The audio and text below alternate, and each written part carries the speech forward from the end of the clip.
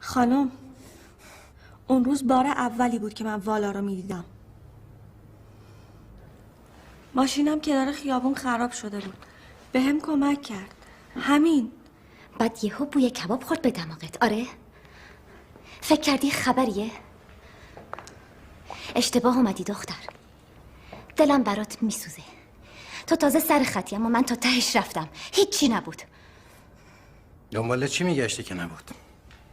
حالا پیداش کردی؟ نیازی به داد؟ مرد دلخواهت چند ماه تونست تو رو تحمل کنه؟ جلوی این دختر که معلوم نیست کیه و چی کار است با من اینطوری حرف نزن. چرا بهش نمیگی من کیم؟ چه کارم؟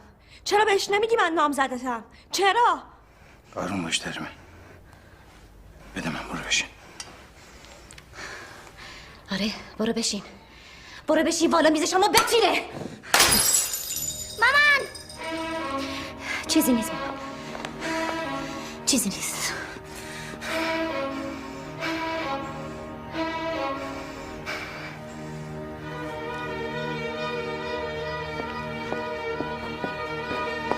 ترمه ترمه ترمه